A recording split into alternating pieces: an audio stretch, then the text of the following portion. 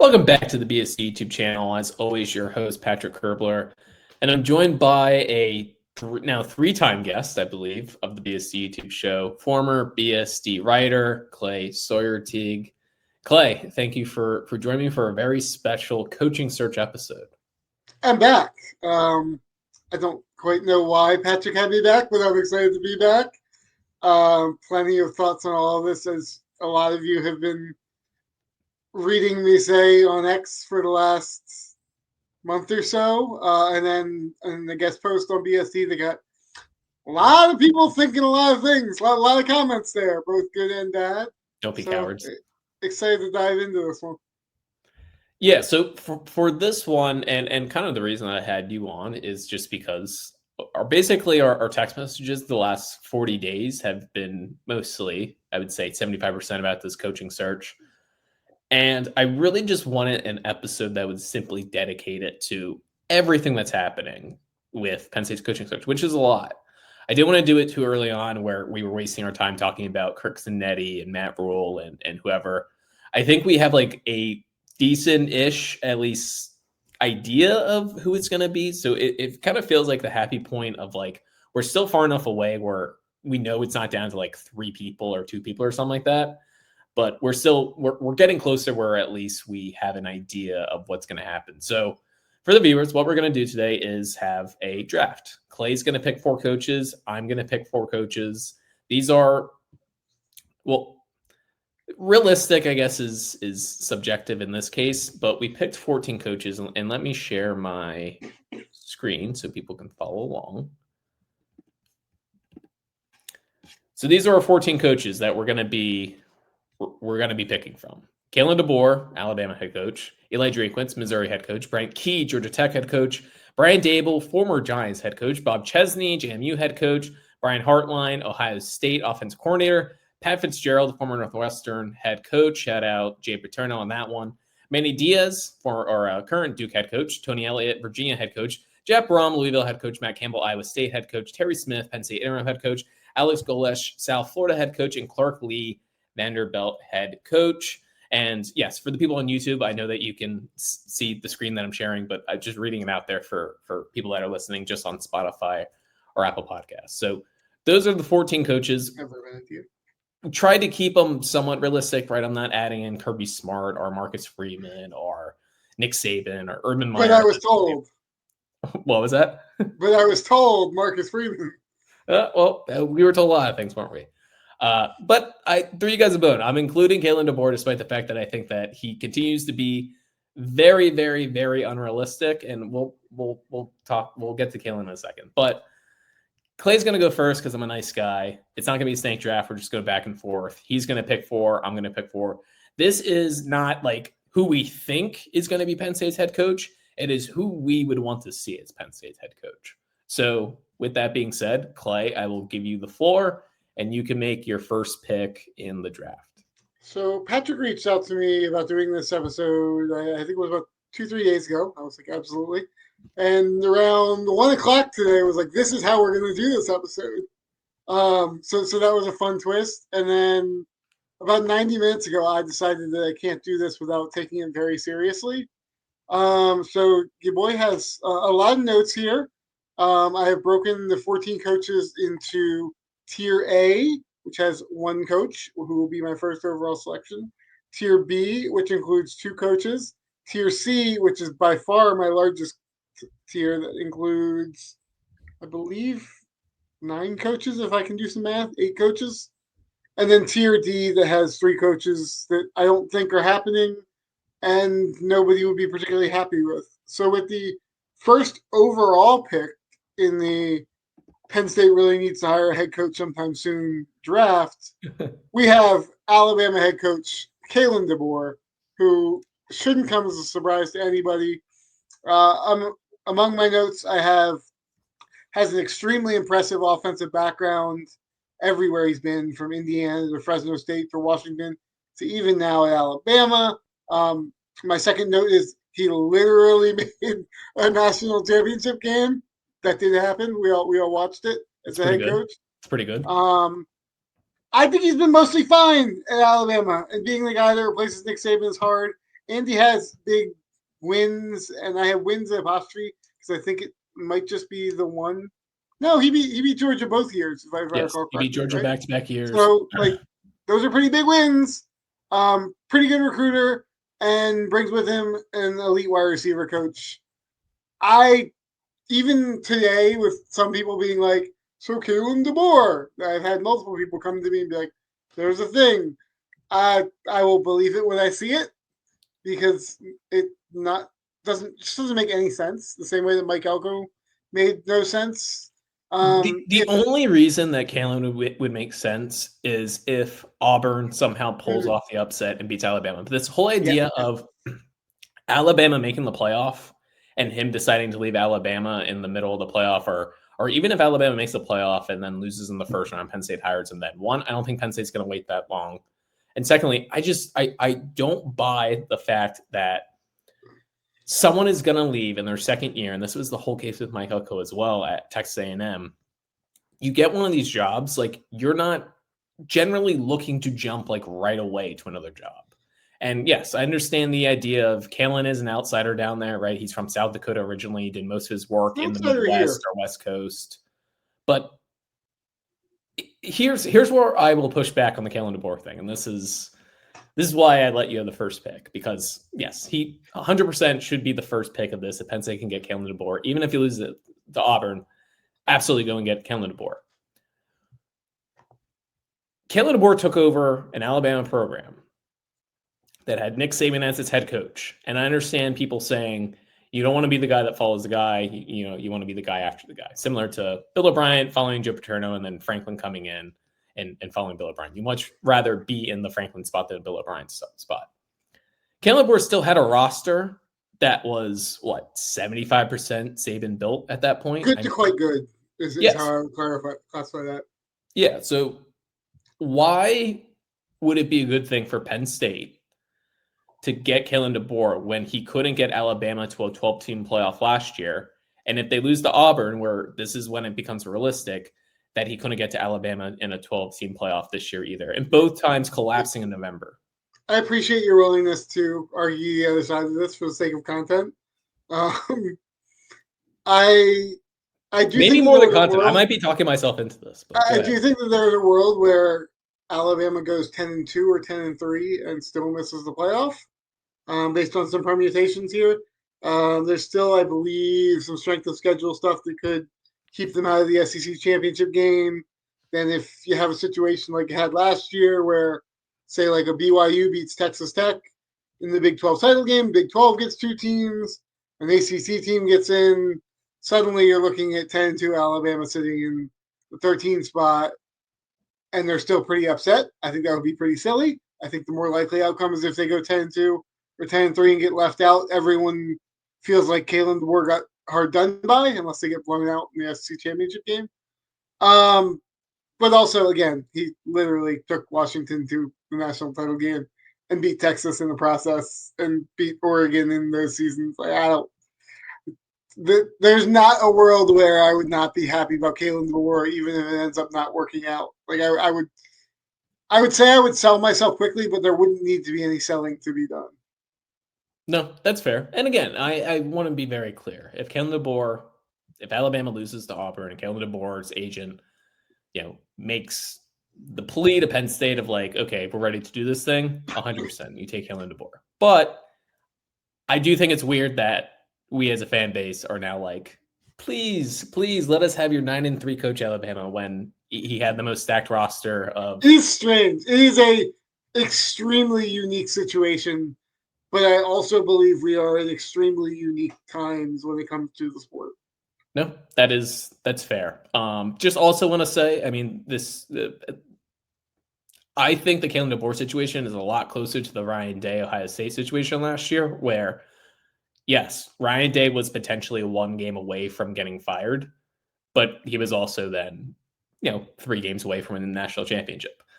I think it's way more likely that Kalen DeBoer and Alabama go and beat Auburn, make the SEC championship game, and then beat Texas A&M than anything else happening. So I was pretty convinced they were winning the national championship until today's Thursday? 5 days ago. Yeah. I've been saying for a month that the most likely outcome was they win it all. So, yeah, we are on the same page with that. And with that, I will just relinquish the second overall pick in the draft to you. All right. This is where the draft starts, because I don't know what I want to do here. I'm going to go with my guy, though, who I've continued to like, for the past couple weeks. And in essence, I think that this is like, all these coaches have their warts. They all have their downsides. There's nobody that I'm like assured is going to be a grand slam. So I'm trying to pick the thing that what do I know is going to, what do I know is going to work? And that is that Jeff Brohm can coach offense really, really well, and he can coach quarterbacks really, really well. So I'm going to take Jeff Brohm with the second pick. I know that he's had some stinkers of losses the last couple weeks, right? Losing to Cal at home in overtime, losing to Clemson. It wasn't in overtime, but late in the fourth quarter. I just think like Jeff Brohm is a really, really good coach. He at Purdue built Purdue into like a real football program that, yes, it was the Big Ten West, but still played in the Big Ten championship, which look at Purdue before Jeff Brohm, look at Purdue after Jeff Brohm, tire fire, Jeff Brom's tenure. Like the guy can clearly coach. Aiden O'Connell's in the NFL because of Jeff Brohm. Tyler Shuck is in the NFL because of Jeff Brohm. This guy can coach offense. This guy can coach quarterbacks. And if there's like one major thing I really want out of this, it's like some sort of excitement, like the entertainment aspect of football. Like James's teams, yes, it's a lot of fun to win 10 games and beat on Rutgers and Maryland, stuff like that. But James's teams have become sort of a slog to watch. Jeff Brohm would get me excited. It'd be fun to watch his offenses. It'd be fun to watch, his quarterback development and just the idea that they are going to get everything they can out of a quarterback. I love Trace McSorley. I love Drew Aller. Sean Clifford, I wouldn't say I loved him, but right. All good of them. Guy. Yes, good guy. All of them good college quarterbacks. None of them ever progressed that much better than they were as sophomores, right? Trace, basically what he was in 2016. There wasn't that big of a difference between him in 2016, 2018. Sean Clifford, same thing. When he first started in 2019 to his last season in 2022, really wasn't that big of a difference. And even Drew, right? There's things here and there between 2023 and 2024 that he got better with. And this year you could just completely flush it down the drain. But there's never been like that development, even though I wouldn't say like Penn State's quarterbacks have necessarily like really held them back. But that is just one thing that I think Jeff Brohm could, at a place like Penn State with the resources that Penn State has and recruiting with the logo and hopefully improved NIL. I know Louisville's NIL isn't that bad either, but I just think that he could get top 100 quarterback, and also be a guy that looks good in the portal too. I mean, that's what we've seen with Tyler Shuck at Louisville and now Miller Moss, who is fine, but certainly not the creme de la creme when it comes to quarterbacks. I would just be excited just to have that offense and to have that quarterback development. I don't hate Jeff Brohm. So looking at my list here, I have Jeff Brohm as my number 6 overall head coaching prospect. So you didn't go completely off the board there. He is in the middle of my tier C. Looking at my notes here, I agree with you that you would win some big games at some point. You would have a fun passing attack as my second note. You mentioned wanting that entertainment value. I think he is a sneaky good recruiter. Some of that comes down to the NIL you mentioned, but he recruited well. I mean, he got Rondale Moore, David Bell. I mean there were guys at Purdue who wanted to play for Jeff Brohm.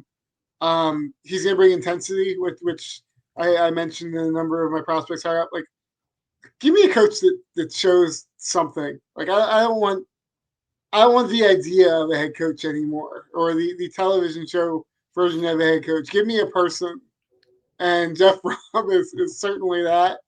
I think that he would fit like his personality. Like, I know people, right, originally from Louisville, Kentucky, like a Southern guy per se, but I think he's a football guy though. Yeah, I think he much more fits like if you had to pick SEC or Big Ten for Jeff Brohm, and I know that he's already coached in the Big Ten, and maybe that's like part of it, but I envision him much more at a Michigan or at a Michigan State than I do an Auburn. It feels more Midwest than Southeast. Yes.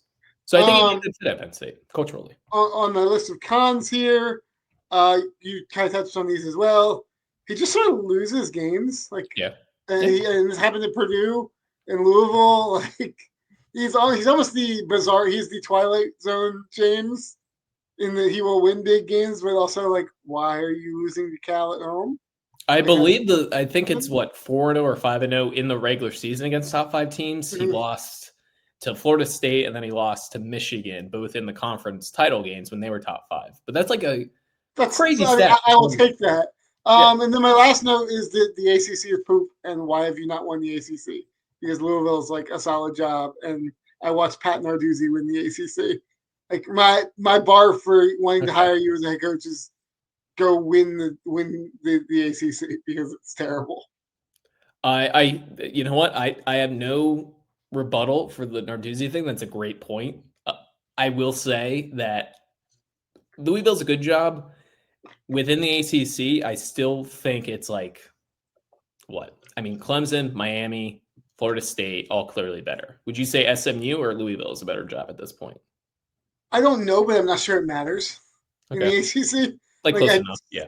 Like, look at we might be in a situation where Virginia and Pitt are in line to play for an ACC. I don't even know whether they're in the same conference or in the same division, but there are no divisions anymore in the ACC. Yeah. So, like, tell me that where you rank in the ACC matters. I don't know that I necessarily buy that. That is absolutely fair. The only other thing that I'll say, and I know this will fall on deaf ears, but all of Louisville is 3 plays away from being undefeated. They lost in overtime to Virginia at home. They lost in overtime to Cal at home, and they probably should have beaten Clemson at home last week.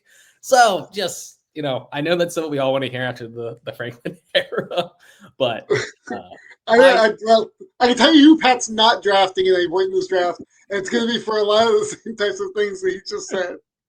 That is okay. That is fair. All right. So you get Kalen DeBoer. I get Jeff Brohm. You are up with the 3rd pick. I have 2 guys in Tier B here, and I think I'm going to call an audible and go with my number 3 over my number 2. 1, because it's more fun to argue. 2, because I think you'll like my number 2. Can you say what 2 you're between, and then I'm going to pick. I'm going to choose which one I think you pick. Sure. I've got both the Bryans in my second tier. I have got Brian Hartline and Brian Daboll in my tier 2. I think you're going with Daboll. I am not, but I have Daboll right higher. But my tier B was 2 guys, and they are either one. I just want to talk about Brian Hartline, which sounds like Penn State has just been turned off of for whatever reason. It's just there was that brief period where the week that Penn State played Ohio State that people were like, well, they're talking to one another, and all of the intel out of that came basically a way that was like, they went fine. I don't think that's happening, which I don't super get, but elite recruiter and developer. And yes, is developing at one position, wide receiver. Is mostly recruiting at one position. And yes, it is doing it at Ohio State. But you still have to do it. Yes. And nobody's doing it at a level that Brian Hartline is doing it at. And I'm not sure anybody has done it ever at a level that Brian Hartline is doing it at. They're at the point where, like, their 5th and 6th string wide receivers would be the best receivers on Penn State's roster right now, and I don't think that's particularly controversial. Like, that's real deep. Has been around an elite culture. I've decided that I'm becoming a culture guy. You got to know what it takes to win, which is very funny because one of my picks later might contradict that. But knows what's needed to get over the hump. I have it's a sexy name. It's good for the PR. It's good for the vibes. You hire Brian Hartline, and recruits are going to be excited. The television shows are going to tell you that it's great and where all the upside is. I mean, does that matter long term? If he stinks, no. But hey, it wouldn't hurt to get off to a quick start. His calling plays for an offense that is ridiculous right now, which again, Ohio State talent, that helps. But like, he is the play caller for Ohio State right now, and they are getting better every single week with a redshirt freshman quarterback, right? Yes. Insane. Yeah. Who looks awesome and confident and comfortable. And then lastly, I have that he may bring home Pat's boy, Billy Fessler, who Pat has been on for like 6 years as a future Penn State head coach. So in the world where that happens, this might be the timeline that happens, and that would just be fun. I would love that for you. Yeah, I was going to say, Billy Fessler's all me. I wouldn't say I've cooled on Brian Hartline, but it's just the fact that, like you said, it doesn't seem like there's really that much there.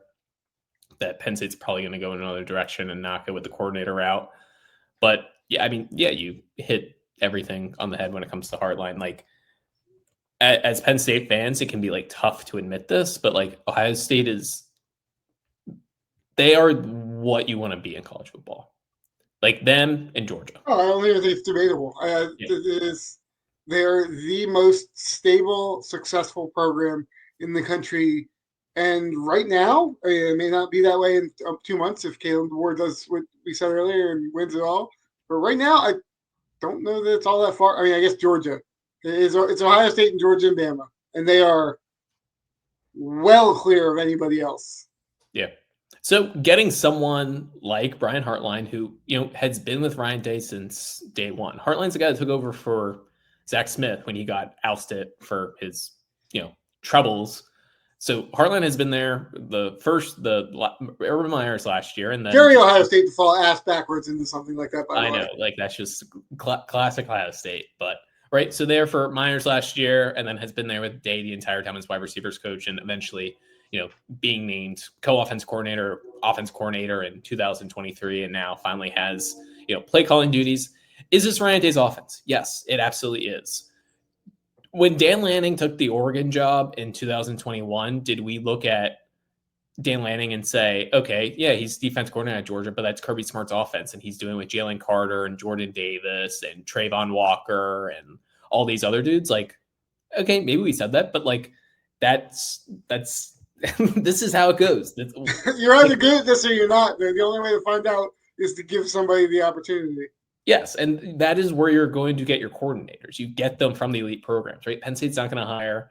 I'm sure we'll talk about Brent Key at some point. I really like Buster Faulkner, the offense coordinator.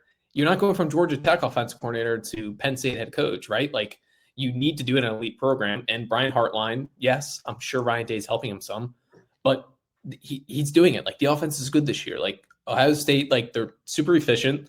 I feel like they're still kind of holding some things back, like as far as like their up tempo-ness. Like they're pretty conservative. He's doing the hobbled Jeremiah Smith by all accounts as well. Yep. So I like everything about him. Like, on paper, it seems like this guy is going to be a star wherever he lands, whether that's at Penn State, whether that's at Michigan State or Minnesota or Cincinnati or West Virginia or Maryland or name any place. And if you think that guy's going to be a superstar, then it's like, why do you need him to go to Cincinnati to go 8-4 and then 9-3?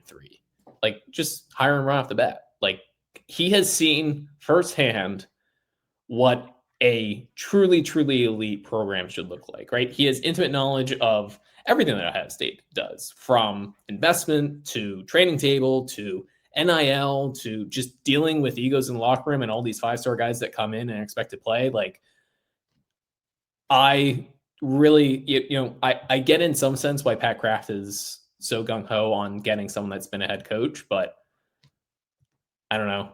I feel like there's a couple coordinators in the country that you'd feel comfortable handing over the reins to, and I do think Hartline would be one of those guys. So, yeah, I am down with that. Any other final thoughts on Hartline before I make my pick? Not really. I'm a little surprised that he has not gotten more smoke to Penn State in terms of actual traction than he actually has. But hey, we will find out in 2 or 3 years whether Penn State makes the right hire, and maybe it is Brian Hartline. We're all being kind of had the wool pulled over our eyes here. All right. With my next pick, again, I feel like I'm going to go a little conservative with this because I do like Brian Daboll a lot, and like that would probably excite me more than the guy I'm going to pick. But I just have too many questions about Brian Daboll that I unfortunately, can't answer. So I'm going to go slightly conservative here. I'm going to go with Brent Key, Georgia Tech. I don't hate that. That So would be my number 4 on my list. So that is the first person in my tier C. I think the thing with Brent Key, like a lot of what I've been thinking about is like him and compared to Eli Drinkwitz, just because they're both Yes, yes, yes. Southerners. Culturally, does it fit? Like everything I've seen about Brent Key is okay. Like yes, it's going to be a difference for someone who's never coached with the Mason Dixon line, has you know basically only coached in Florida or Alabama or Georgia his entire life, and how do you go and live in Central PA. Not that Central PA is really that different from, right? If you drive 20 minutes outside of State College, it's not that much different than, Birmingham, Alabama, or places in Georgia. But there is like the idea of this next Penn State head coach, I think when it comes to NIL and it comes to fundraising, like they're going to have to talk to big business people from Pittsburgh and New York City and Philadelphia. I think he would do a good enough job of that because, and we'll Smart see if we, school. what was that? Coming from a smart school. Yes, right. Smart Georgia doing Tech this. grad himself. I believe he was going to be an engineer, but he, said that okay. Once he got there, he's like, never mind. I believe he did business of some sort. But either way, I think like one of the things when it comes to Eli Drinkwitz, like we say, like, oh, it's as a Southerner, how is he going to fit up here? I think the other side with Eli Drinkwitz is that he's like kind of an a-hole and like super brash, and like it's almost like the Nick Sirianni thing where it's like when things are going well, you kind of enjoy it, but when things aren't going well, like I just don't know how he's going to rub off on people the right way. I don't necessarily have that worry with Brent Key. Like I old school, but at least comes off as like an old school football coach, not super brash or into himself or anything like that. Actually, like a pretty quiet guy overall. I was reading like an interview with him, and he just said like one of the things that surprises most people when they meet him is that he's not as loud as they thought he would be. That he's pretty timid and kind of reserved to himself. And yeah, that maybe that doesn't sound like the type of guy that you want like fundraising, but I think again, after what we just had with James Franklin, I feel like that type of personality could actually mesh pretty well with the Terry Pagulas and with, all these other big Penn State boosters. So I like that side of Brent Key. And I just kind of think like his style, his philosophy as a coach, like I almost feel like Penn State needs to look at themselves in the mirror sometimes because we spent the past decade, like trying to be Ohio State. James wanted us to be Ohio State. I don't know if Penn State could ever be Ohio State. We're much more likely to go under the Michigan plan with what Harbaugh did of jumping into good offensive lines, running the ball, ball control, things like that. Yes, I would like excuse me. I would like not to tread out Liam Clifford at wide receiver, but I don't know if we're ever going to get to the point where Penn State has 4 wide receiver sets. Right. Like I almost feel like going. There is a cap here somewhere. Yes, so I feel like going with someone like Brent Key, who was a former offensive line coach and can instill that toughness and the grit and the grind. Right, it's not pretty, it's gritty type feel. I just feel like that fits at Penn State. Yeah, like I said, I mean, I have Brent Key high on my list. I've got him. It's my number 4 candidate. I like that he's from the Nick Saban tree. Spent 3 years there, won a national title. We've talked about an elite culture. He came in the interim role for Georgia Tech and immediately fixed a disaster that Jeff Collins had created. Ranked wins against North Carolina and Pitt right away. That's what got him the job. Won big games by Georgia Tech standards. He didn't win against Georgia last year, and I know this is an excuse, but like there's a huge gap there. And I love the way he called that game and the way the Buster Faulkner called that game. He played that entire game to win that game. When they were ahead, when they were behind, when they were in overtime, it was never a, hey, we need to survive this scenario. It was, what do we need to do to go win this game? And it didn't happen, but I like the way that he called the game. I like the way that his teams wear teams down. I think he's an underrated recruiter where the Southern ties help. He kept a guy like a 5-star offensive lineman, Josh Petty, in Georgia Tech. He was able to get them a little bit of NIL funds, which, again, for a program like Georgia Tech is not the easiest. I think there's a lot to like there with Brent Key. I mean, he's not at the tippy top of my list, but if Penn State were announcing Brent Key as the head coach in 3-4 weeks, it would not take me more than a couple of minutes to be like, okay, here's the plan. Let's roll. It's not super sexy. It's not gonna, right? If when they do the coaching grades, it's not gonna get an A+. It's probably gonna get a B though. It's gonna get a B+.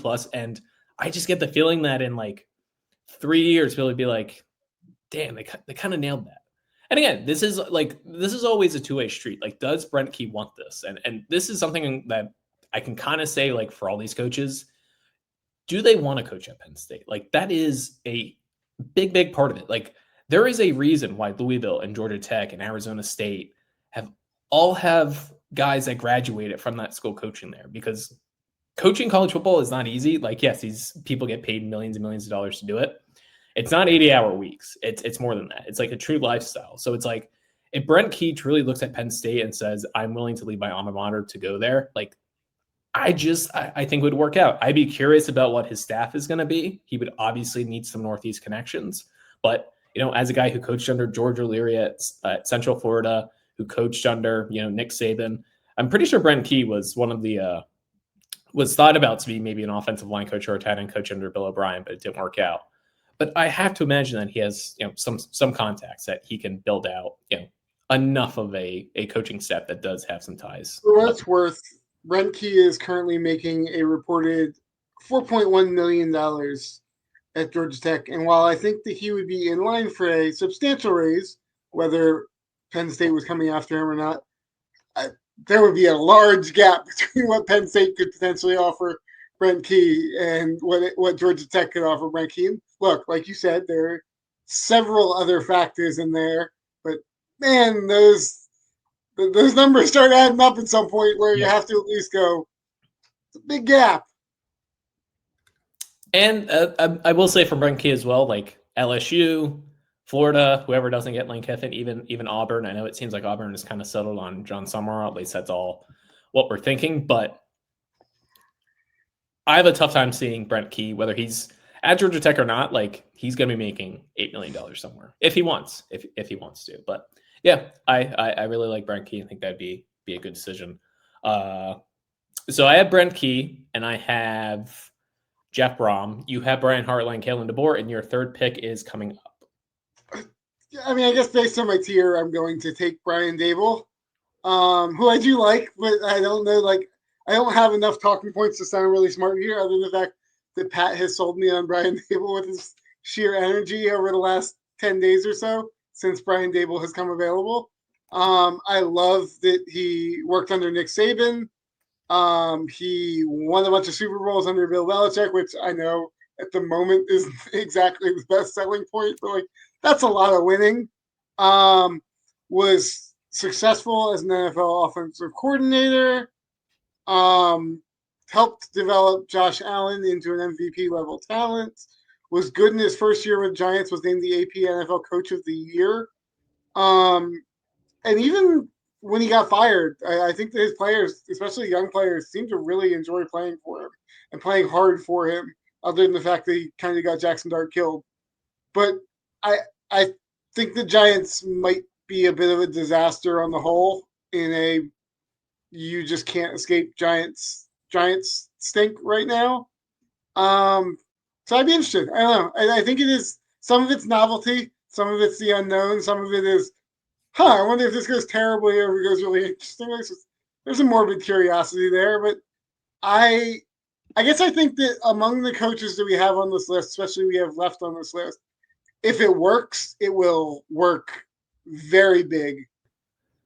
Yeah, I mean, as you said, I love Brian Daboll. I love the idea of him. And yes, the idea is like also kind of forgetting what the downsides could be, because, right, like basically no recruiting experience at all. I mean, he had that, 9 months at Alabama, or 10 months or 11 months, whatever it was, the 1 year at Alabama. Has not dealt with, even if he was at Alabama for like 2 or 3 years back then, I don't know like how much recruiting experience helps if everything was like before 2021, because NIL has changed things greatly. So needs to figure out NIL stuff.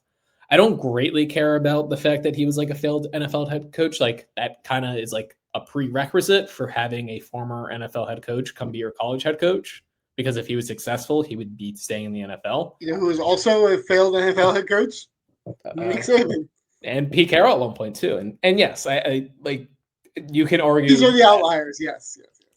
But like, listen, the New York Giants are a disaster franchise, and they have been for 12 years now. I don't even know the last time they won a playoff game, but like, I don't think that you just go from being the NFL head coach of the year to being a complete idiot who doesn't know what he's doing within like a 2-year span, the way that Brian Daboll has.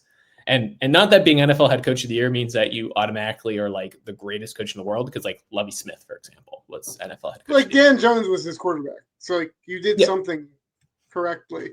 No, exactly. You look at like the Giants wide receivers that year, is like Isaiah Hodgkins and Richie James and Darius Slayton and Daniel Bellinger as their tight end. So, or Cody Bellinger. I can't remember which is the baseball player, which is the tight end, but either way, main point being like, he was a good coach. It didn't work out with the Giants. Hopefully those things that he worked on as far as like creating a strong culture and being accountable and maybe not constantly throwing temper tantrums on the sideline and trying to get your concussed quarterback back into the game.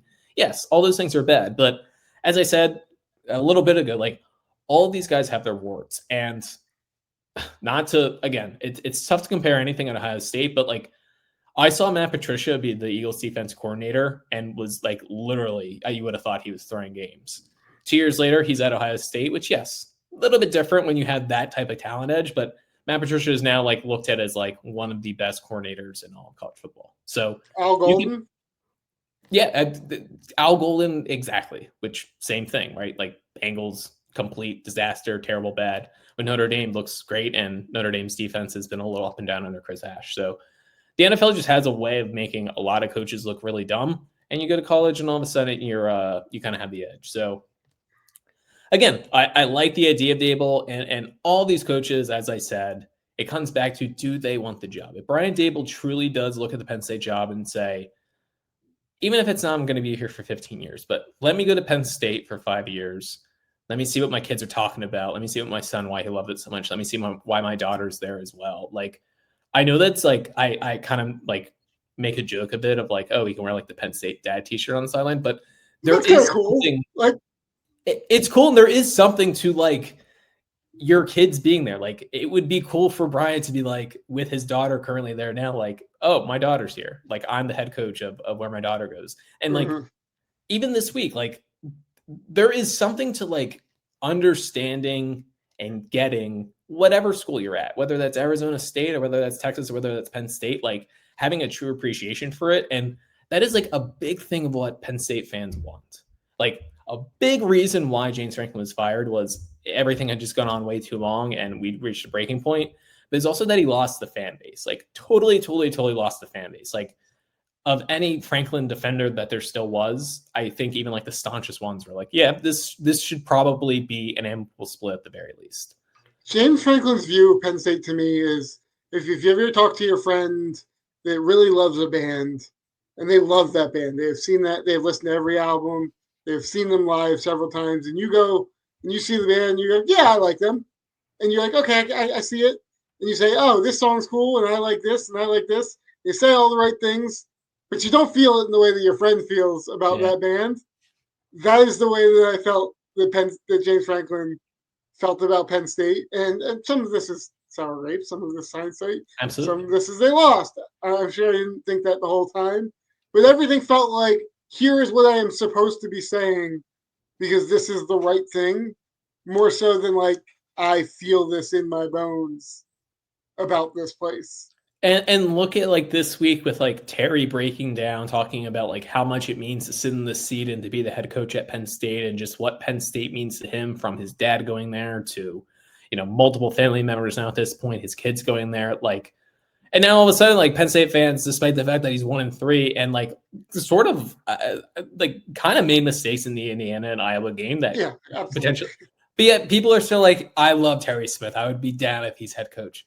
Like, the Penn State fan base, they just want to be loved, man. They just want to be loved, and they want a coach that like loves the school as well. So I'm not saying Brian Daboll is going to come in here and like love it in that sense, but like, I do think that there is something to like understanding what Penn State is, understanding the university, and just understanding, like, again, there's a reason why we're picking Brian Daboll right now, not You can Eli. see the avenue for that happening.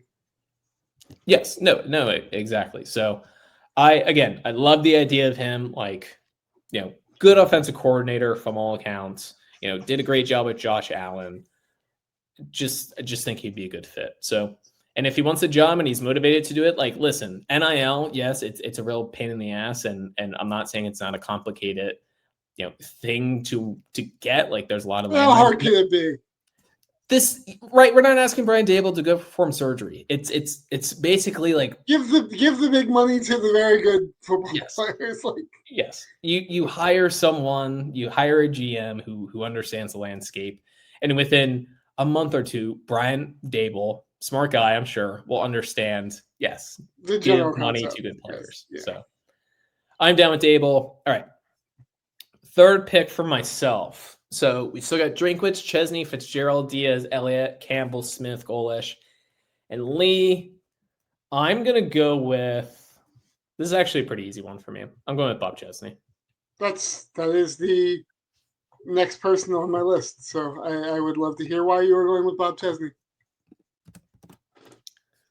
First and foremost, she's just hot in the streets right now. Like, if you would have said Bob Chesney's name last week to Penn State fans, have been like, who's that?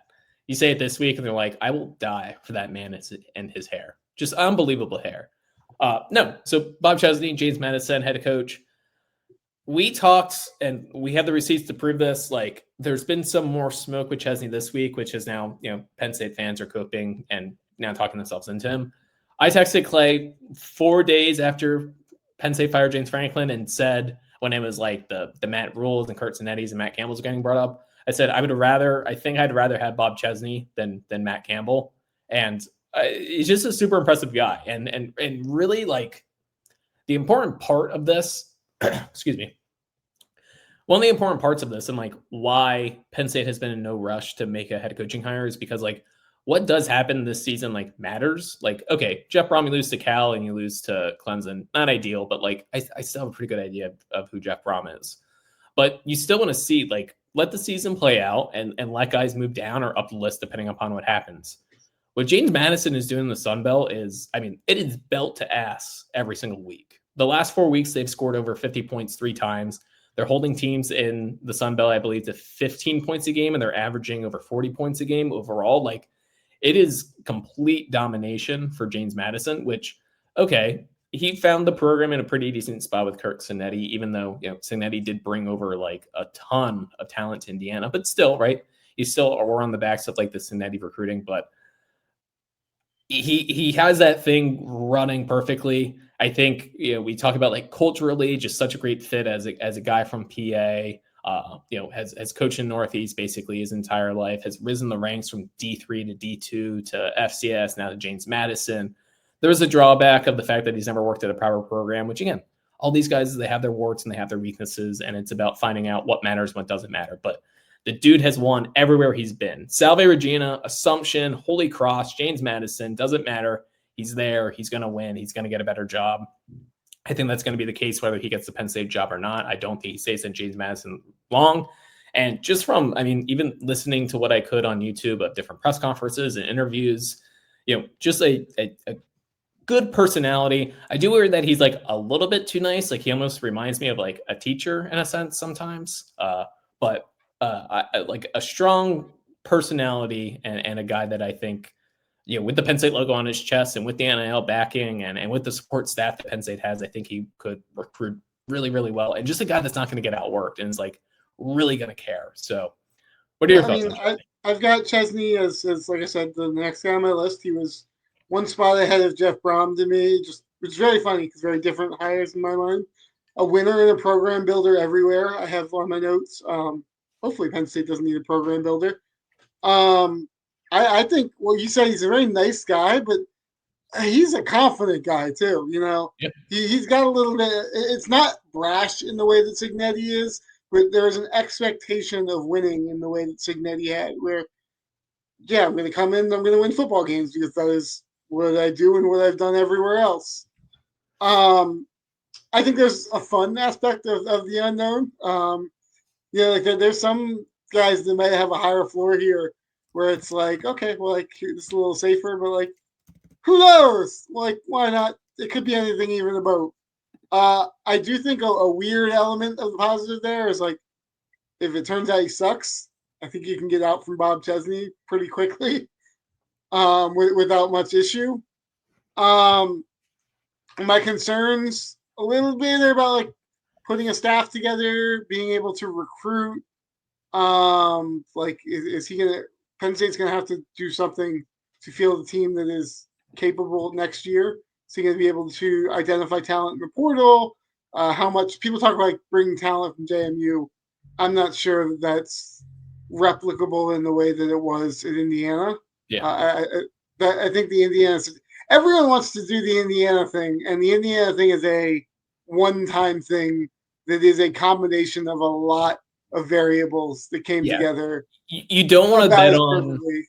You don't want to bet on JMU having like literally 3 or 4 All-Americans that you can beyond that. Like I just think their first year schedule set up for them to gain momentum.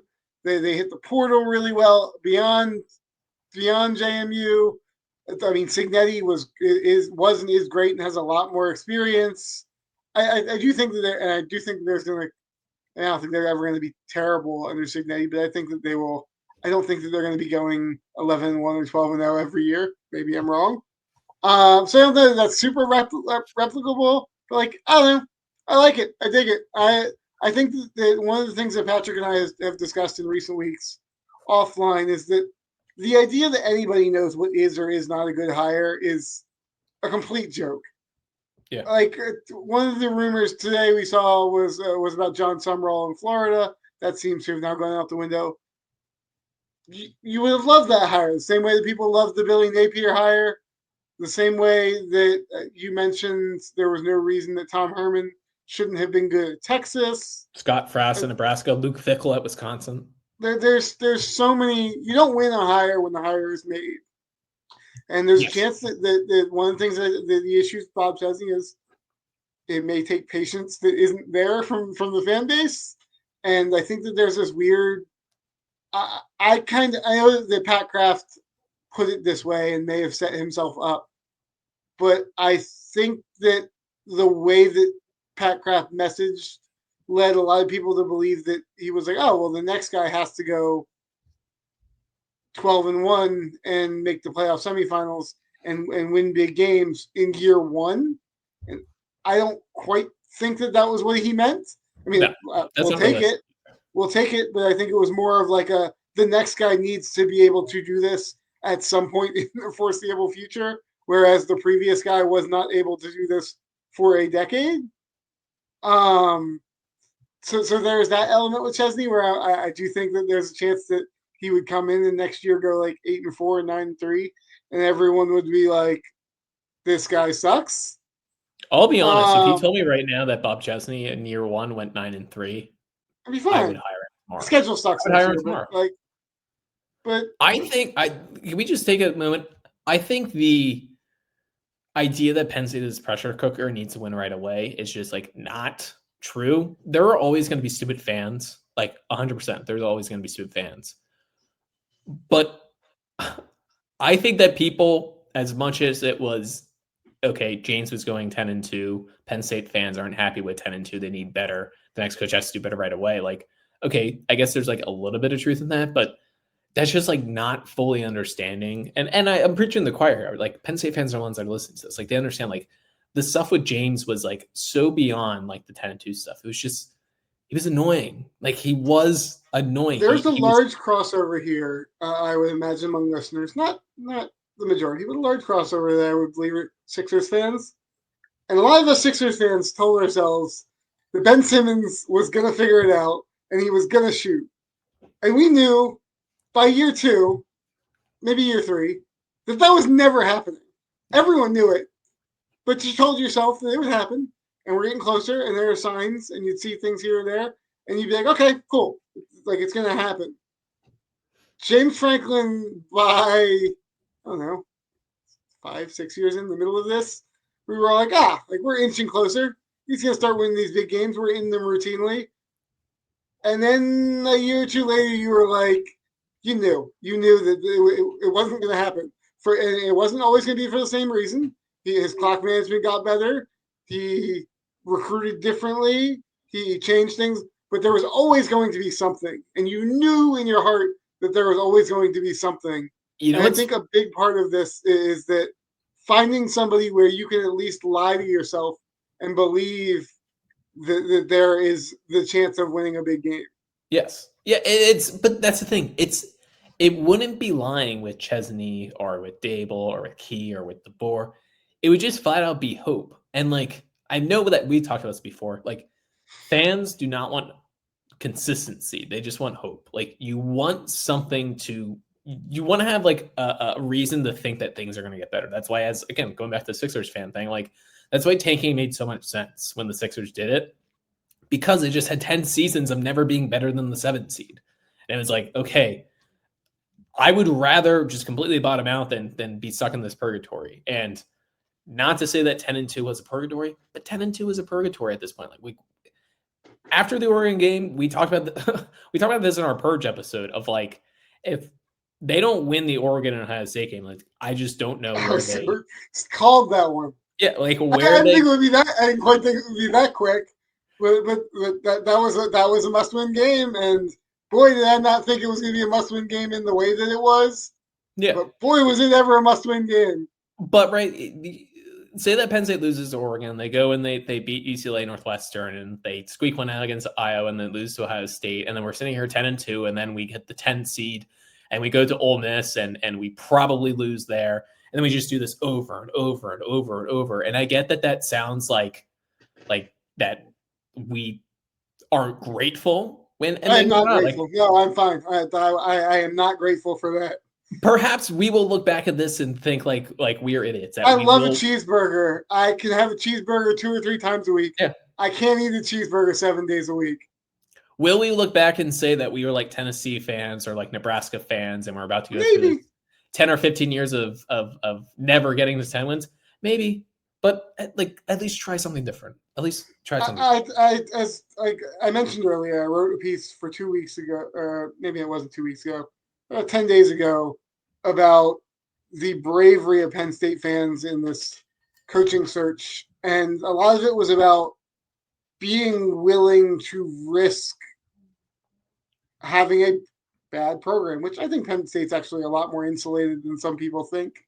Yes. But want something for yourself. I mean, and not everyone consumes sports in the same way, but in the way that the game is written, the point of the game is to win it all.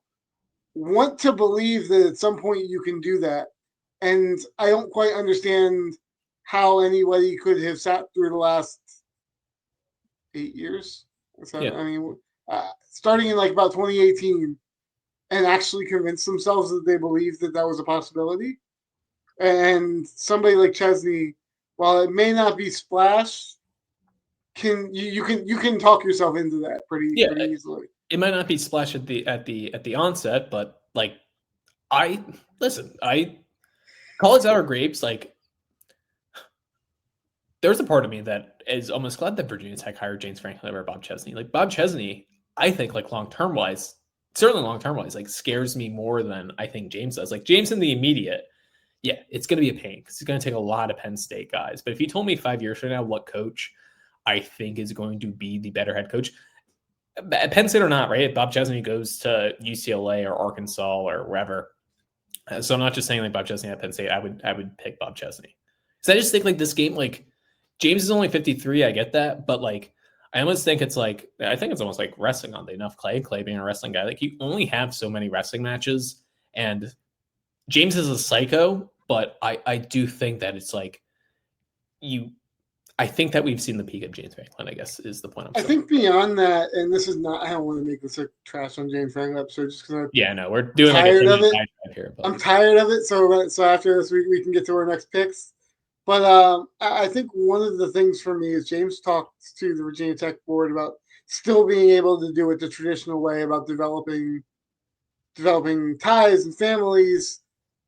And I love that. And I love that about him, and I actually think that probably makes him a pretty damn good human being. Mm-hmm. I don't know that we live in a world where that's necessarily true, and that's not me speaking just on college football. I just think we live in such a transactional society that you either are or are not, and if you are not, I don't know that you can win at the highest level in the current situation. Maybe I'm proven wrong. I don't know, Yeah. but I also that's where we're at. I saw a tweet today, and maybe it was a fake Virginia Tech fan thing, but that James is trying to get Ricky Ronnie to be his offense coordinator and Brent Pry to come back as I also defensive saw that, and coordinator. I think that's probably a BS, but I would love it so much. But that's the thing, though, with James. So, like, he's so set in his ways that him The fact that it's even possible is just very funny. trying to run it again. It's just funny. Last thing, really quick, and then you can take your pick. I just also want to say, like, different programs at different times and different things. I remember in 2016, if James was going to get ousted before that or after the Minnesota game, had they lost, the guy that I wanted was Kyle Whittingham at Utah. Terrible fit. Terrible, stupid fit. But my thing was, like, I know Kyle Whittingham is a good coach. I know that he can come in here and he can win, go 9-3, 10-2, 8-4. Because at that point, like, that is But the what world has changed. But the world has changed. Well, the so world has much. changed, but right? Penn State has changed now at this point. Yeah, And that's yeah. even what we're seeing with Virginia Tech and how pumped they are to have James Franklin, because they would love to be at the spot that Penn State is at. We have lived that for the past 8 years at this point. And if we're being spoiled, so be it. But like it just want something different, and if it takes a risk, but go right ahead, take the risk. So anyway, your final pick. So our last three picks have all been from my tier C, and I now have 1, 2, 3, 4. So you have Kalen DeBoer. Kalen DeBoer, Brian Hartline, and Brian Daboll. Yes, I have 5 coaches who are the top 3 on my board, actually. I have. Can I pick who I think you're going to go with here? Yeah, let me walk through something real quick. I have 5 coaches left in my tier C, and they're all in the same tier as Key, Chesney, and Brohm. But I think I like Key, Chesney, and Brohm more than I am going to like anybody I say after this. Who do you think that next coach is going to be? I think the next coach is going to be Drinkwitz. It is not. The next coach is going to be a coach who Patrick joked about not being on our list. Next coach is going to be Alex Golesh for me. Wow. I love the ties to Josh Heupel. I love the gimmick offense. I think all offenses are a gimmick, especially in college football. So run that gimmick all the way to the edge as far as you can. Pretty intense guy, real intense guy. Went to school at Ohio State. Is that worth anything? Probably not, but it's fun. Russian, also not worth anything. Just found that interesting and cool. Like born in Moscow. Cons. He hasn't really won all that much at USF, like really at all. Which I don't know why people think he has. I think it's because USF was so awful in the years leading up. But like, I think we need to reframe how we view bad jobs. And there's actually a lot of jobs on this list that people looked at and were like, "Oh, well, that's a terrible job." And the world has changed, and the college football world has changed so much that maybe those jobs aren't quite as bad as you think they are. Well, especially USF in the AAC. Looking at you, Vanderbilt.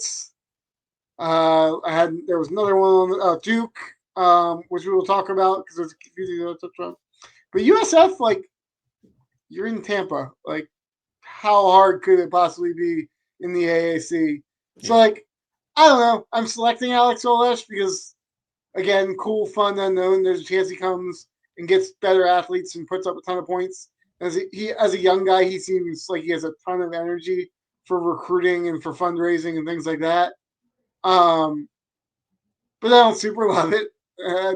This entire next part of my tier C, I would be like, yeah, give me a day or two and I'll get myself there. But I'm not sure how I'm going to feel. But that is my pick. Golesh is intriguing. I like him at Arkansas. I like him at Oklahoma State. I like him at Missouri. Kind of goes back to what I was saying with Brent Key. I just don't know if he meshes philosophically with Penn State and how he runs his offenses, which, like you said, like a little gimmicky. I think Heupel has done like a slightly better job of, not making it so gimmicky. So maybe Golesh could do the same, but I don't know. I think it's just a little bit too, gun and shoot, air raid for Penn State to really fit. But he would work hard. Like he's a grinder of a recruiter. Like everyone says that about him, that he's constantly on the road, constantly at high schools doing stuff like that. So I think that they could do worse, but I wouldn't say he's particularly high on my list. And just quirked up James, like a little bit of that. I mean, the thing is, it would at least be fun offensively. Penn State might be 7-5, but they're scoring 30 plus a game. And you'll know quick. I think you know pretty fast whether this was. But that is my last pick. Is Alex Golesh, the head coach of the South Florida Bulls. All right, I'm going Drinkwitz. We can't let it go on this long. Listen. He was too lower on my list, by the way. I have Alex Golesh at number 7 on my list. I have Eli Drinkwitz at number 9. And I considered up until the time of the pick, my draft board was open to these two and Clark Lee, who we will talk about a little bit. Yes, to be quick with Drinkwitz, he's someone that I originally didn't like at all. I didn't have him on my top 5 hot board that I released after the UCLA game. I then did a little bit more research about him, put him on. I actually had him at number 2. I now have taken him off again for a couple of reasons. One, a couple of different things that we talked about. Just like culturally, I don't know if a Southerner, tried and true, born in Oklahoma but raised in Arkansas, like very much just an Arkansas guy. I just don't know how he culturally will fit in State College and at Penn State and dealing with the boosters that he's gonna have to deal with. And I just think like personality wise, like he is what a lot of people thought James Franklin was, like as far as like the brashness, like when people say like used car salesman and just like egomaniac and I know I keep saying the word brash, but like brash, like I don't think James was nearly as much as that as like people thought he was, and maybe he was like during his Vanderbilt days and when he first got to Penn State. James had really, really cooled it on that side of things, almost to his detriment, where he just stopped showing like any emotion at all, like ever. He was not very adversarial. Yes. Which I would like my head coach to be. Drinkwitz, on the other hand, right, like Missouri beat Auburn and he was standing on like one of their like brick pedestal things with the mascot, like screaming at Missouri fans, like getting hyped up. He was, when they beat the Ohio State team in the Cotton Bowl 2 years ago, he was doing snow angels, or I guess it wasn't snow angels, but confetti. Confetti angels. Like that's cool. And there is a part of me that like wants an a-hole. Man, you better win. But you better win. And the closer we get to all this and the closer that this all becomes like reality of whoever Penn State hires, I'm trying to like think of Eli Drinkwitz as Penn State head coach, and like makes me like short circuit. Like I can't see that guy, his face, his hair, the visor, sometimes wearing the glasses, the Southern drawl. I just can't see it. I can't see it. He's a good coach. He's a good coach. I just don't think it's a fit at Penn State the same way that I don't like. I almost like trying to think of it in like Michigan terms, because I don't think like Ohio State coming open would be a fair comparison, because they would take whoever they wanted. All right, if Michigan opened, who would I think would be a good hire for them? If they hired Drinkwitz, I'd be like, okay, Drink's a good coach. But nobody's scared of him. And I don't really get it. Like, I'd be like, that's a really, really weird fit compared to some of these other guys. Like, if they get hired Brent Key, I'd be like, oh, damn, he's a good ball coach. Like I feel like he could figure things out up there. So go ahead. I've been talking about Drink for a while, but go ahead. With Drinkwitz, I mean, I've got a little list of pros and cons here. He was dominant in his first year as a head coach at App State, and that was his first year as a head coach anywhere. Went 12-1. In theory, he's an offensive whiz who learned under Gus Malzahn. In the last 3 years at Mizzou, he's 28-8. It could be better if Bo Perbula were healthy. Those are all good wins. Good, great. Cons. The offensive stats don't really back up him being an offensive genius. Like, their offenses have been good, and they put up a lot of points against outmatched teams, but I think he's only top 30 points against a top 25 SEC team one time, or at least like one time in the last 4 years or something like that. It just really wasn't all that impressive. I do think Missouri's probably a better job than people give it credit for, especially with recent investment. Now, maybe he gets credit for getting some people more invested. I will cede that. And then also, like, how many times in the last 2 weeks have you and I exchanged quotes where you were like, who said this, Eli Drinkwitz or James Franklin? And I just can't do that again. I can't have, you should actually be happy for this at my school again. I will short circuit. Yes. The funny thing is, like, people will say, like, he's like sort of like an SEC version of James Franklin because of the not beating a poor record against ranked teams, specifically poor record against top 10 teams. It's not that worries me. And worry might not be the right word. It's not really that turns me off as much as it's the press conference stuff and the personality. Like, it's just a little bit too close to home, and I don't want to do it again. I don't want. He gave a good to elite speech. Like, I just 2 weeks ago. 2 weeks ago he gave it. Can't do that. And I get that the theory is that he would simply be going from good to elite, but like, we didn't actually get there. So Somebody asked him this week about Matt Zollers, their true freshman starting quarterback, and another top 100 kid that's from Illinois originally, 4-star wideout. They asked about them like coming back next year. I don't even know what the question was, and he hitting the portal. Well, how do they retain them? I think in the portal. Yes, he was like, "How are we? Like, of course we'd like to, but it's going to be tough to retain them. Like, we don't have the NIL budget other schools do." Like, whether that's true or not, and this was always, I know we're doing the James Franklin thing again, whether he's telling the truth or not, does not matter. You have to realize, like, the press conferences and talking to the fan base, like, that is something Don't tell the world those players are going to be back because you have the money. And if it doesn't happen, they can say, what happened? You could say, I don't know. I'm asking the same questions you need to ask other people. Yes. Like, there's a way to go about this stuff. And using your press conferences, which are, only being listened to by the most diehard of diehard fans, to complain about how your NIL isn't good enough and you might lose our two best true freshmen. Like, sorry, I don't want to be in the same spot just like we were at James, where it was everything was not his fault. Everything was legacy, Penn State's fault, or the operations fault, or the fans' fault, or whatever it might be. So that's my drink thing. Good coach. I just don't think it's a good fit at Penn State. I think he makes a lot more sense at Florida or Auburn or wherever it might be. So that leaves us with, we've reached the end of our draft. My first pick was Kalen DeBoer. I have Kalen DeBoer, Brian Hartline, Brian Daboll, and Alex Golesh.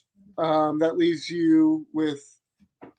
I got Brent Key, Bob Chesney, Jeff Brohm, and Drinkwitz. So I will take some time here and go through the rest of my list. At 8, between Golesh and Eli Drinkwitz, I have Clark Lee. I like that he spent time in a very good Notre Dame program. Didn't murder Brian Kelly while there, which is impressive in its own right. Good defensive mind. Has Vanderbilt. I know people talk about Vanderbilt. Well, like, James won there. Derek Mason made bowl games there. He has them in the college football playoff discussion. That's even another kind of step up from where those guys had them. Cons, his record long-term in Vandy isn't good. And like I said, multiple coaches have shown you can have success there. Is he just kind of an old team and Diego Pavia merchant? Who can say? Down at Matt and feel free to pop in here if you. I was going to say, let me say something about Clark Lee then. I wasn't sure if you had something else to say. No. Go ahead. I'm not a big Clark Lee guy. Don't like how he looks. Reminds me of Mini Me from Austin Powers. So if they do hire him and Penn State loses a game, I will be posting Mini Me photos constantly.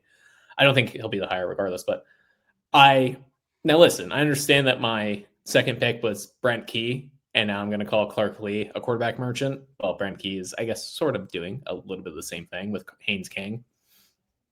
Little difference is that Haynes King was like not that good at Texas A&M. Like, I think Brent Key and Buster Faulkner and Georgia Tech should be getting more credit for like taking a talented kid who didn't work out at a place and actually doing some good with him. Also, do we get Buster Faulkner with Brent Key? Probably not, but that'd be cool. Valid point. The thing with Clark Lee and Pavia is that not only did he take Diego Pavia, he took the head coach, Jerry Kill, and he took the offensive coordinator, Tim Beck. So it was just like, hey, help. That's what I said. His record pre-Pavia was not just mediocre; it was bad. I didn't write the number down here, but there was a couple of 2-win seasons in there. He was winless in the SEC the season before. It was not a good sign. Yeah. I think like Lee's a good mind, like he said. Like I trust him as like a football mind. I know this is crazy while saying that Vanderbilt's ranked in the top 20 and only has 2 losses right now. I just haven't seen enough from him to want me to want him. And I understand like very fair. I understand how that looks when I'm saying I like Bob Chesney and I like Brent Key, but this is what we're saying. These coaching searches are just like, there's no rhyme or reason to like why some things work, why some things don't. I'm just not a big Lee fan. The end of my tier C's here I have Matt Campbell, won at Toledo from the region, turned to Iowa State from poop to not poop fairly quickly. Yes. Won a Fiesta Bowl at Iowa State, asterisk, COVID year. I've got a longer list of cons here, though, which is why we're getting to the end of my tier C. Kind of seems like a dork. Some similar vibes to James. Not super sure what exactly he does all that well. I mean, other than kind of win, but not really. Like, I just don't. What's the big selling point? Where's the big upside there? I want to know why he stayed at Iowa State so long. Like, what are you afraid of? Yeah.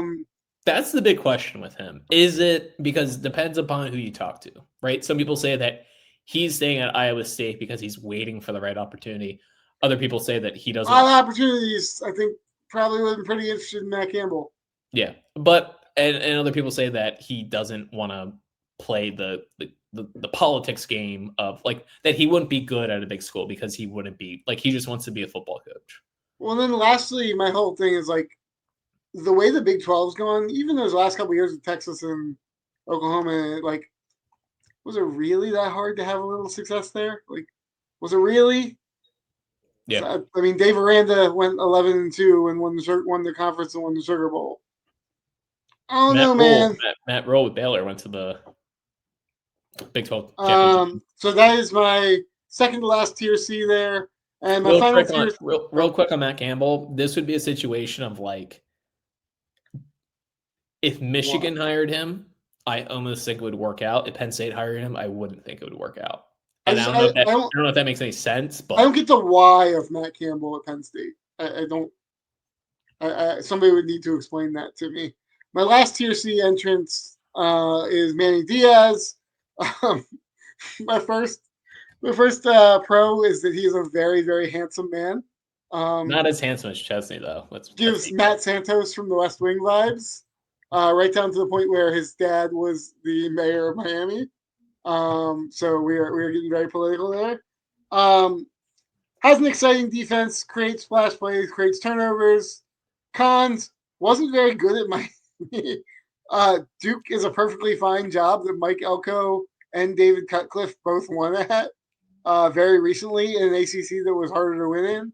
And then lastly, like, I don't know how much he had control of this, but this is also a con. Like, he took a perfectly fine quarterback and paid more to get the same level of perfectly fine quarterback. Paid like twice as much. Like, wow, what are we doing? Why did that happen? No, You said right, Khan's not that great at Miami. Khan's also like not that great too. Like this is a case in point of like what I was saying earlier with like Chesney of like what are you going to do throughout the season to like prove yourself? And Diaz was a guy that had a total solid chance at potentially getting a job if he, goes off and goes 10 They're 10-2. and Do what said they Georgia lost Tech's doing. and said they lost to Tulane and UConn and they're 5-5. So. Taking Tulane's quarterback and losing to Tulane is automatically disqualifying. Like from the rip. I will not like it and I will boo it and I will be happily proven wrong if I'm incorrect. But you can't pay a shit ton of money to take a team's quarterback from them and then go and lose to them. I don't think Manny Diaz will ever coach at a better school than Duke. He probably shouldn't. Sorry. This feels like where he should be. My last here, and I will run through these very quick. Terry Smith, awesome guy, PSU through and through. Penn State players love him. He recruit really well, probably personally in PA. I think he'd lock down a lot of Pennsylvania.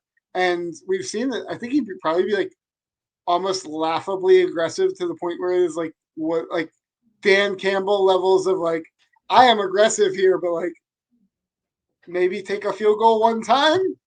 I think that's a pro because I have to watch the games. Cons never been anything beyond the position, or never been above position coach beyond the title. And just really like not the type of guy you name your head coach if you want to be taken seriously as a national title contender. Like, I'm sorry. He also, like, let's be honest with ourselves. He's done fine. He's done an admirable job. He hasn't done anything. Congratulations. You beat winless in the Big Ten Michigan State. Like it would very much feel like charity. Nobody wanted Larry Johnson when they didn't hire Larry Johnson. Why do we want them to hire Terry Smith now beyond the fact that I would like to not lose Terry Smith? Now, that being said, I think that I am not a fan of athletic directors mandating any hires for the head coach, but I would be very happy if Pat Kraft was like, oh, and by the way, new coach, Terry Smith is your co-defensive coordinator and defensive backs coach if he wants the job. Yes, 100%.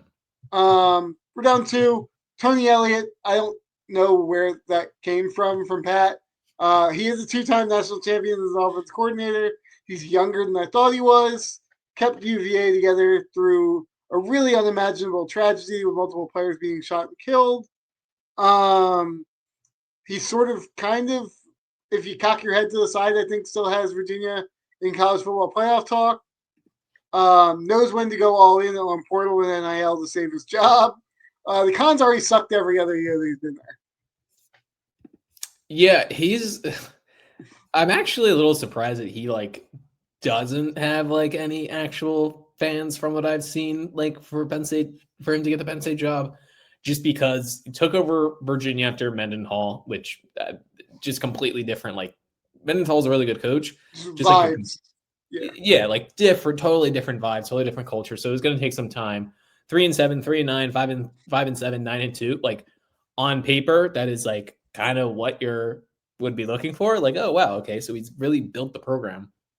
Thing is, Virginia really has not recruited all that well, and even this year, it just feels a little bit too smoke and mirrors. Their wins are terrible. They've not beaten a good team, and many of them they have scratched by. I think they have 3 overtime wins and another 1 or 2 by 2. It's just I was kind of surprised to see this name on the list altogether. Yes, they beat North Carolina by 1 in overtime, Washington State by 2, Louisville in overtime, Florida State in 2 overtimes. Penn State would beat Virginia by multiple scores, I think, if they both played the rest. And It might be many multiple scores. And then lastly, I just have Pat Fitzgerald. Mostly because why is this discussion here's where I wish people on the beat would be a little bit more honest about how this whole process works. Pat Fitzgerald is not going to be hired as Penn State's head coach. I will give up talking about Penn State if I am wrong on this. This will make a lot of people happy. Pat Fitzgerald is being interviewed because Pat Fitzgerald, by most accounts these days, cut the short end of the stick with how his Northwestern tenure ended. has some ties to people at Penn State, seems to be a nice enough guy, and this is hey, let us get you an interview, let us get your name back out there, like come talk to us. Maybe like there's a role as like a linebackers coach, depending on who shows up. It's not a real thing. Like why somebody on one of the various paid subscription sites should probably tell the viewers that, hey, we know that we are saying this is a thing, but we are also intelligent enough to know that it's not, and we're not going to insult your intelligence by making you think that it is. Yes. I mean, the Fitzgerald stuff is just, I don't get it. The other part that I don't get of this, of like, okay, like I have no problem with Penn State interviewing everyone. Like this was part of the reason why you make the move when you made the move. You're going to have like, I know that there was some speculation of like Penn State trying to hire someone in early November. It's like the earliest the hire was ever going to be made was November 30th, unless for some reason Urban decided to change his thoughts on NIL and decided that he would go all in on that. So it was always going to take this long. So you were always just going to have weeks and weeks and weeks of this. So it's like, okay, talk to Pat Fitzgerald. Like it doesn't hurt. You gain information of whatever it might be. I don't know. But why like Bruce Feldman, who I don't think is like a dumb person and generally has a pretty good read on things, why he keeps mentioning him, it just doesn't make any sense at all. I don't even know who Pat Fitzgerald's agent is. I don't know who his agent is, but the guy's doing a great job, though. Doing a hell of a job. The guy's doing a great job. And I just, the other, like, do people not realize how bad Northwestern was at the end of Fitzgerald's tenure? Like, that's the hazing scandal aside, which, man, like, I don't think Penn State wants to touch that of any program. Like we have had, we're good. We are good on that end of things. But like, even if Fitzgerald just took a leave of absence, or say that he semi-retired or whatever, or just said, you know what, I'm dead at Northwestern. I don't want to do this anymore. And now he's trying to get back in coaching. The last 4 years were like terribly bad. They had the one COVID year where they went 7-2, I believe, and they went to the Big Ten championship. 4-20 over his last 2 years combined. Yes, 4-20, and he was 3-9 in the year before in 2019, I believe. So he was 3-9, had the COVID year where they went to the Big Ten championship. Okay, credit to them, and then 2-10, 2-10. He was not a good coach. He'd clearly lost it, and David Brohm coming in, taking over in a very precarious, bad situation. Made the program immediately better. Yeah, like doing quite well. Like it kind of has Northwestern back to where they were, which was like this 5 to 7 win-ish team that will kind of make a bowl and be really annoying and pulling ups every once in a while. Like that's like the most confounding part of all this is that like, okay, it's one thing to say, oh yeah, Pat Fitzgerald, like Midwest guy, like kind of makes sense at a Penn State, like culturally. He was a bad coach. Like he's not going to fail upwards to the Penn State job. I'm sorry, but he's not. So yeah, Pat Fitzgerald, I would talk myself into basically anyone. I don't think I could talk myself into Pat Fitzgerald. That would be one of those that even after press conference, I'd be like, this sucks. So it's not happening. So that was the last name on my list. Like I said, I had a very, very large tier C of guys that I would take time. I could have probably split tier C if I wanted to after Jeff Brohm.